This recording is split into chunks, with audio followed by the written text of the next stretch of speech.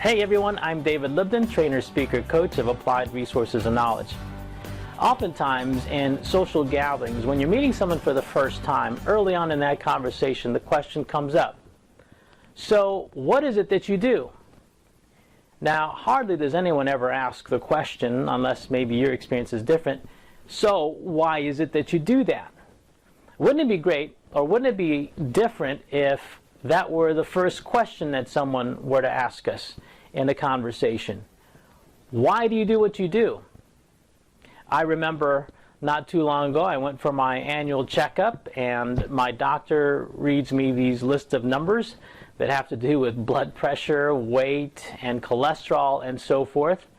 And it became apparent that I had to do something to impact those numbers in the right direction. So I decided that I would take up exercise and make it part of my daily regimen. Included in that daily regimen was running. I had to come up with a more compelling reason other than to impact these numbers in a positive way that would get me out of bed, especially when it was dark and when it's cold and it's rainy and the covers in my bed feel just right. The compelling emotional reason of what would get me out of bed early at dark 30 in the morning. And that is the idea, the imagery of one day enjoying my grandkids. And so my dream is to be well enough to enjoy them, to be functional and mobile and active enough to the point where even my grandkids have to work hard at keeping up with Grandpa. Motivational speaker and author Simon Sinek talks about that very phenomena. What is it that motivates and moves hearts of people into action, to get them to do things, to follow, and to go after great causes? Take a look at this video clip of a TED Talk that he did a few years back and learn more about what it is that motivates people.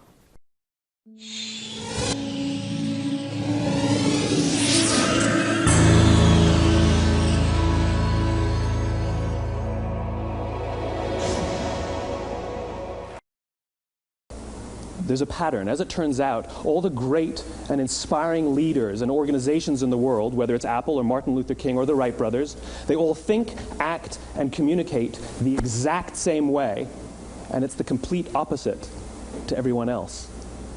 All I did was codify it.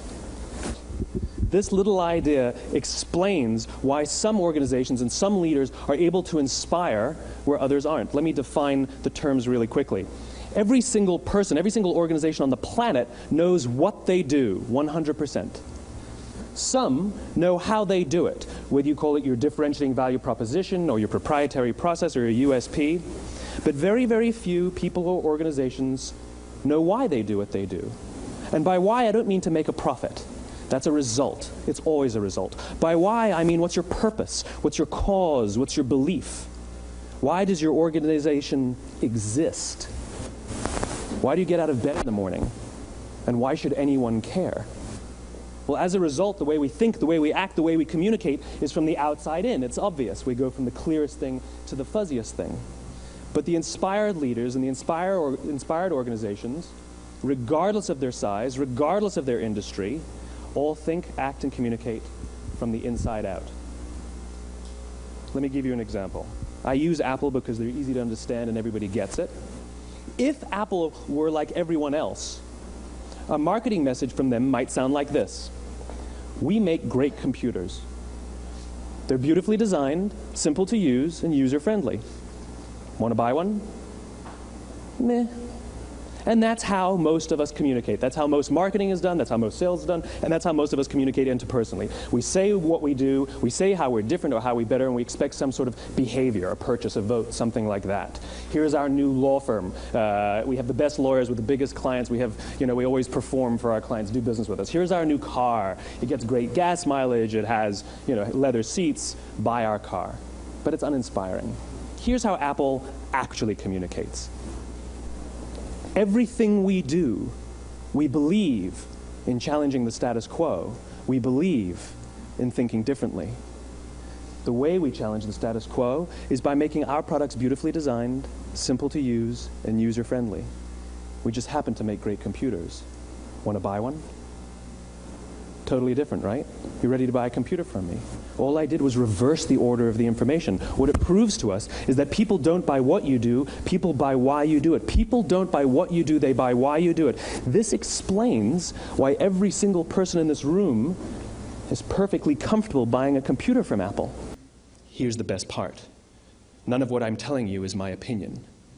It's all grounded in the tenets of biology, not psychology, biology. If you look at a cross-section of the human brain, looking from the top down, what you see is the human brain is actually broken into three major components that correlate perfectly with the golden circle.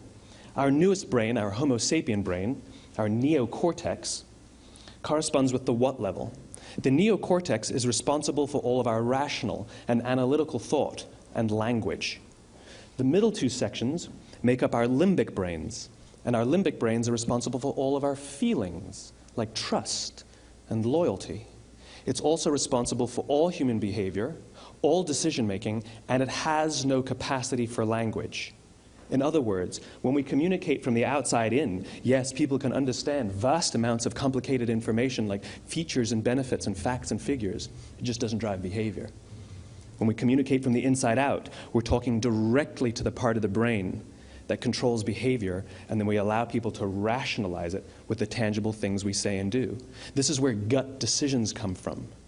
You know, sometimes you can give somebody all the facts and your figures, and they say, I know what all the facts and details say, but it just doesn't feel right.